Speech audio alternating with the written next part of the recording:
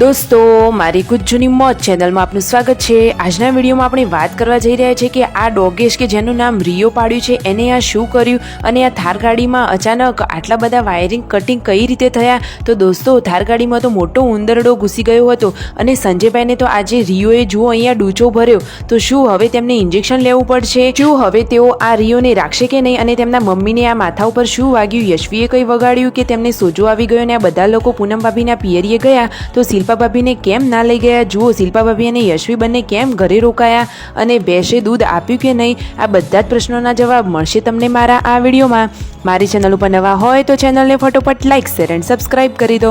Full video in Thakor family blog channel દોસ્તો, ફૂલ વિડીયોની link ડિસ્ક્રિપ્શનમાં મૂકેલી જ છે, ત્યાં જઈને તમે આખો વિડીયો વોચ કરી શકો છો। અને આ દોસ્તો જુઓ તો ખરા કે સંજયભાઈને તો આજે આ રિયોએ અહીંયા કેવું ડૂચો ભર્યો છે અને જુઓ તો ખરા કે થાર ગાડીમાં ઉંદરડાએ આ શું બધું કાતરી નાખ્યું છે, કેટલું બધું નુકસાન થઈ ગયું। આખી થાર ગાડીની તો પથારી જ ફેરવી દીધી।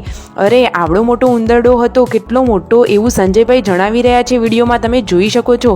તેમના પપ્પાને કહે છે કે પપ્પા આ તો બહુ મોટો ઉંદરડો હતો, જે પેલું ઉંદરડાનું ચોંટાડવાનું આવે છે તેમાં પણ રહી શકે એવો નથી, એટલો મોટો છે। અને થાર ગાડીનો આ ખર્ચો તો એમને મોંઘો જ પડી જશે, કારણ કે વાયરિંગ તો ખાસું બધું કાપી દીધું છે। તો દોસ્તો, હવે શું કરશે આ ઉંદરડાને? તેઓ કઈ રીતે કાઢે છે? શું ઉંદરડો બહાર નીકળશે કે નહીં?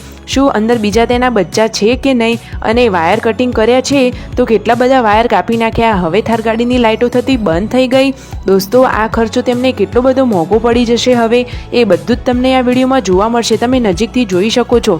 થાર ગાડીમાં મોસ્ટ ઓફ બધી લોખંડની જ પાઇપો હોય છે, છતાં પણ જે લાઇટિંગના વાયરો બધું હોય છે કાપી દીધું। તેમના મમ્મી જુઓ હાથમાં લઈને બતાવી રહ્યા છે કે કાપીને કેવા કટકા કરી દીધા છે બધી વસ્તુઓના।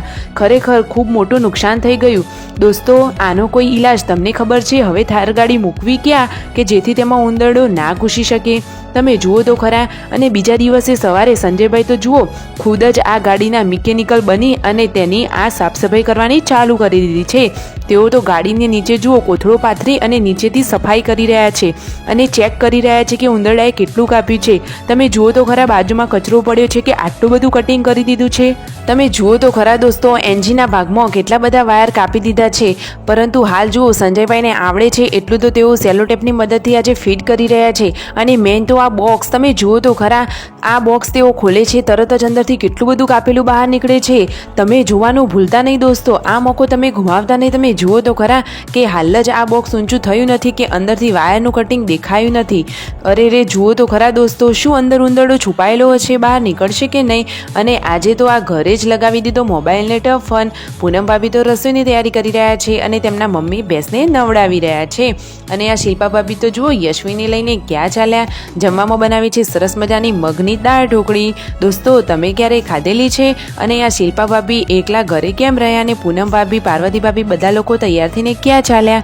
તો દોસ્તો, પૂનમ ભાભીના પિયરમાં પલ્લી હોય છે પાંચમના દિવસે, તો તે બધા ત્યાં જઈ રહ્યા છે। શિલ્પા ભાભીને કેમ ના લઈ ગયા? તો દોસ્તો, રાકેશભાઈ નથી જતા એટલે શિલ્પા ભાભીએ પણ જવાનું રવા દીધું। સાંજનો ટાઈમ થઈ ગયો છે, તેમના મમ્મી જુઓ ઘંટીમાં દળનું દળી રહ્યા છે અને સાંજે તેઓ ભેંસ ધોવા માટે બેસી ગયા। અને પછી સંધ્યા ટાઈમે તેમના પપ્પા તો મંદિરની પૂજા કરવા લાગ્યા અને આ યશવી તો આજે એકલી પડી ગઈ। શિલ્પા ભાભી તો બાજરીના રોટલા બનાવવામાં એક્સપર્ટ છે, એ તો ચૂલા ઉપર બાજરીના, મકાઈના અને જુવારના બધા જ રોટલા બનાવે છે। કાજલબેનનો આવ્યો છે ફોન, તેમના મમ્મી તેમની સાથે વાત કરી રહ્યા છે।